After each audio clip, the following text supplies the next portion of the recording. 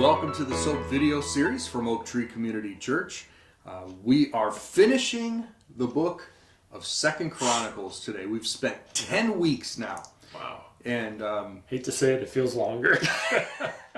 well, there were some parts that were, 10 weeks in 2 Chronicles. And we finish with the last chapter and a half this week, plus a little bonus at the tail end of Friday's reading. Yeah, I think 1 or 2 verses right into Ezra. Just a couple right at the. So we'll get to that in a minute. But we've slowed down these past couple of weeks. It hasn't been quite as late. It's not a chapter a day or anything. We've slowed down because the story has the pace has picked up a little bit. Right, exactly. And we were stuck on a couple kings, right, after a while, and we kind of jump right at the end. There's a lot of bad kings that we go through. Yeah. But we've covered, I don't remember covering Saul, right? Did we skip Saul? So from David to a guy by the name of Zedekiah, who we'll read about this week. We just went through and through and through, and way back at the time of Solomon, and I know we talked about it last week. God said at the dedication of the temple, basically, I'll be with you as long as you're with me. Yep. And if you're not with me, I'm going to take you out of the land. Yep. And we're going to see that God holds true with that today. So as bad as things happen, at least we can say God is just, and if God says He's going to do something. He's obviously going to do it. Yeah. So 2 Chronicles, just as a quick review, started with chapter 1. In chapter 1, one of the few, we find this transition to Solomon, which was around 970 BC, and now we're going to end in 586 BC. So we're really talking about a 400-year span that we've read over the past 10 weeks. And that's all rain for 20 years, rain for 10 years, rain for 5 years. Yeah, some of them were large chunks that, pushed through pretty quickly. Yeah. But, this isn't like a weekend trip through, this is 400 years. Yeah, exactly. Of Israel's history. Yeah, well, and last week we were on Josiah, and we got through all the good things. He became a king at 8 and reigned for 31 years, when we were doing our homework there. And he restored the temple. He got a bunch of workers back to the temple. He got the money thing figured out, where the people were actually giving money, and he was able to use that, and he, oddly enough, had a surplus. A surplus of money. A lot of churches would like to hire him as a consultant. Exactly. How did you do that again? And he reinstituted Passover. And we'd seen that in the past, I think, with Hezekiah. Yeah. And then, but this was the best since the time of Samuel. Which is really cool. Yeah. Which is really cool. Because that covers the entire monarchy. Yeah. Like Saul, apparently, it started going down. And even under David and Solomon, apparently it was not as good as and you would have thought with Solomon, right? Yeah. The man knew how to throw a party. Yeah, or maybe they got tired or something. So anyways, and the really cool thing is God and the people were together. Yeah.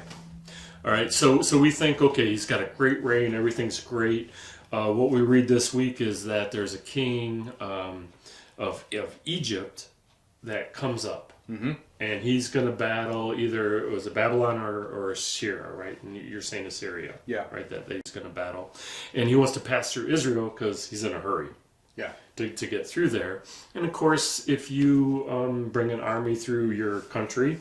Some people would have a problem with that, and this king had a problem with it. Yeah. And the king even said to him, the king of Egypt even said to him, wait, God talked to me? He said, I'm supposed to tell you I'm in a hurry. You're supposed to let me through. Stop opposing God, or he's going to destroy you. And Josiah's like, yeah, I've heard that story before. Exactly. Yeah. But so what do you do with that, right? So the short answer to the story is he doesn't believe him. He says no.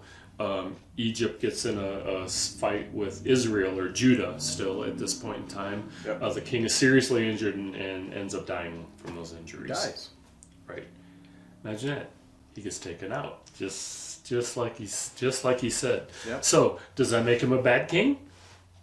I don't think it makes him a bad king. He obviously had 18 good years. Yep. But then he reigned for 31, though. Right. And we only know about 18. Yeah. So there's 13 years that, Right. Doesn't say they were bad. no. Doesn't say they were good. Right. So is it just status quo? Was he still doing more reformation? You know, God had said, and you reminded me of this, God had said, I am going to take out Judah, but not until after you die. So was this just a holding pattern? Right. Right. You know, Until for the 13 time. years? And guess what? It's time. Yeah. Yeah. First of Yeah, all, I interesting. want to bring up the fact that that this isn't just the king of Egypt. We actually have his name. Yeah. So there's a date time stamp here that reminds us of the Bible's historical accuracy. Nice. Right. So we're and we'll see another thing that I think is a date time stamp here in chapter 36 too. Okay. But so what do you do with this? A pagan king of Egypt, comes through to the king of Judah, who's obviously a God worshiper, knows God, and yet God did not tell Josiah, hey, let Necho through. Right. Right. God told me to tell you. Yeah. That's It's like, why is God talking to you and not to me? Right. Right. And from a political standpoint, you have Egypt, who used to be great, now isn't. Assyria, or The other is way trying around. to be. Well, and then Assyria, who was and is on its way down, Oh, right. and Babylon, who's not quite there yet. Right. So Egypt is like coming in. They're trying I can be dominant again. That's right. They're trying to Right. fill that gap that Assyria is leaving. Yeah. So it's advantageous to him to get in as quick as he can too. So there's a lot going on politically see, too. but Judah's never going to be the world power. Right. So- right. But so- they can pick the team. Right. Or they Which can, side do you want to be which on? bully do you want to be with? So if Babylon is not really there yet, and Assyria is going down, why not?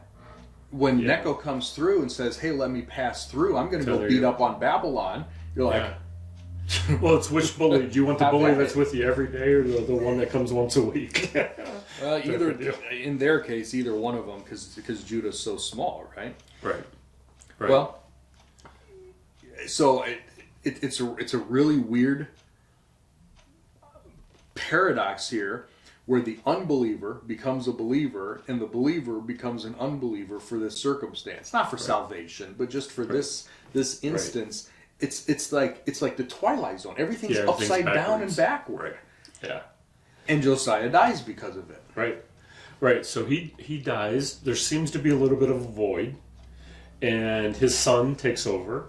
But it says the people of the land made him king. Yep. Which could be an indication of the king hadn't picked a successor yet, which makes sense because he died in battle. Right. So anyways, he reigns for 3 months. And you're like, why only 3 months? Well, you have to read the story. But the story is Egypt was mad. So they levied a big tax against Judah. Judah couldn't pay it. They came in, took the king that the people voted for out, and put in his brother. Yeah. Yeah, and it was kind of Somebody kind would of an be more interesting likely thing. to be Well, I allegiant. put you in. Right, allegiant to Egypt. Yep, exactly. And he reigned for, let's see, he reigned for 11 years. He was 25 years old when he got in. Yeah. Reigned for 11 years. And a bad king. Very evil, Very horrible evil. sins. That's not what you want to have in your Yeah. written about you. Right. And so this guy's name is Jehoiakim. And this is where Nebuchadnezzar finally comes in. So Egypt was supposed to go beat up on Babylon, right? Right. Historically, at this point, Nebuchadnezzar goes down to Egypt, beats up on Egypt, beats Egypt, and he's on his way back. Right, which was a huge victory, right? Right. Kind of, I don't know, unexpected, but This is shifting world, Right. literally shifting world power. While Nebuchadnezzar's down in Egypt, his dad dies back in Babylon.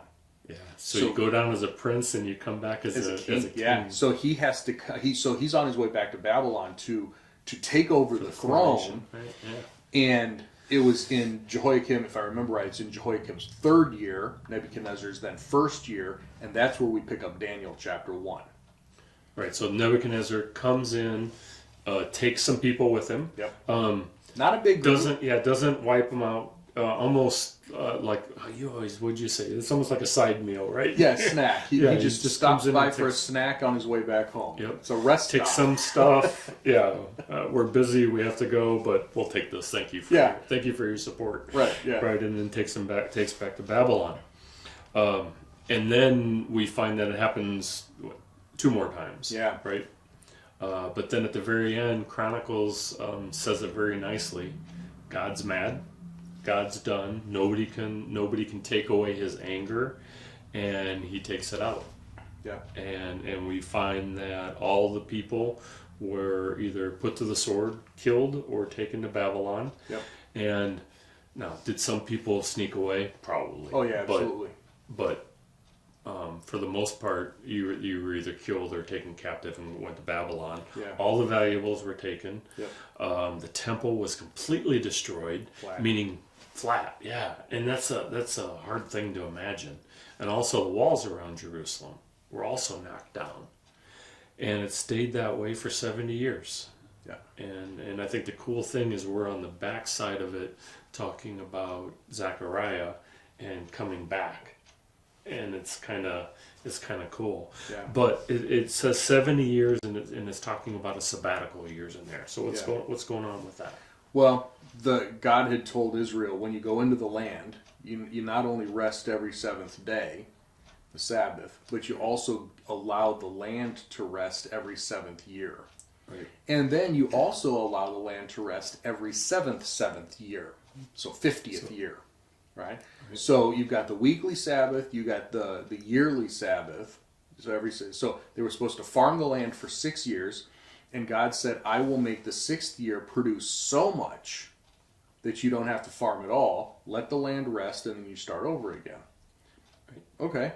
And then the 50th year was called the year of Jubilee. All debts were forgiven, slaves were set free. It was a party year, which would mean 2 years without farming. So that 6th year would grow enough for 3 years worth. For that year, and then Plus the 2 off years, almost 4, because then you have to until you plant again, right? Well, they didn't do that. And so for 490 years, apparently, which, what did we say? This has been 400 years just from Chronicles. Right. So for 490 years, which takes us all the way back into Samuel, Right. they didn't honor this yearly Sabbath. Right. And so God says, I will. I'm going to give the land the rest that I told it, that I promised it. And don't forget, this is God's land, right? In a sense, he's leasing it to this nation. Yeah. Nice. And he said, you didn't do what I told you to do. I'm going to take you out so my land can have some rest. And by the way, you missed 70 of these. So I'm going to give it 70 years. Because I told you, right? Right. So, and then just when everything sounds terrible, right? I mean, and it is, right? People didn't listen. They were finally taken out. But we can't say that the people didn't have a chance. Oh. I mean, we saw it over and over and over again that there were plenty of chances. Yeah, verses 15 and 16, he continually warned them through his messengers because he felt compassion for his people and his dwelling place, the temple. That was special to him too. But they mocked God's messengers, despised his warnings, ridiculed his prophets, and finally he had enough. Right. And then at the end of Chronicles, so 70 years of captivity, and then we find a line where King Cyrus of Persia issues a proclamation, go back, you can go back and you can rebuild the temple. Yep. By the way, here's some money, here's some stuff. Yep. Which is where we then pick up with the book of Ezra. Right. And Haggai and Zechariah. Right. Which Ezra is a good point, because Ezra is the next book after 2nd Chronicles, and if we read like the last verse of 2nd Chronicles and the first verse of Ezra, they sound an awful lot alike, right? They're the same. These books, even so. Interesting fact: in the Hebrew Bible, 2nd Chronicles is the last book of their Bible. If you're reading this in Hebrew, you get to the end. Yep. This is actually the last page. Well, there are a lot of people who think that Ezra wrote 2nd Chronicle, or the Chronicles, compiled it, compiled it. And so in our Bible, Ezra follows Second Chronicles because literally just just works straight through the book. Ezra and Nehemiah were originally one book. In the Hebrew Bible, they're combined into one book, and so that just keeps on going. And Ezra and Nehemiah recount the 3 restorations, the 3 returns after Second Chronicles. Right at the end says Nebuchadnezzar took 3, and then Ezra and Nehemiah and 3 came back. Okay, nice. So, yeah, it's actually good. It's actually really neat, and I love the timestamps in here. You said there was a second timestamp. There's the Necho. We've got King Cyrus. Cyrus. Was Cyrus the second one? No, prophesied by Jeremiah. Actually, the one I like is in chapter 36, verse 9. He reigned 3 months and 10 days. 3 months and 10. Why 10 days? I think it's a timestamp. I mean, this is not like, and David reigned 40 years. Like, really? Yeah, 40 not 40 years and 1 day, not 40 years and 2 weeks. This guy was 3 months and 10 days. There was something very specific that was going on, and I think it's a timestamp for some reason. Okay. So, and that ends. Well, yeah, I was gonna say that takes us to the end of Second Chronicles. But I love how you started this session. Not the whole book, but this session. That it's a reminder of God's faithfulness, God's character. This whole book has been, or this whole account has been through God's perspective. Yeah, right? well, that's what we said at the beginning, Yep. and I think we've justified that well over and over, and we see it now that it ends with God saying, "Man, I gave him a ton of chances. I'm done.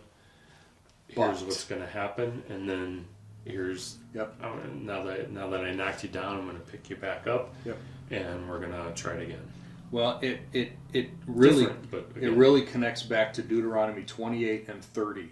When I kick you out of your land, I will bring you back.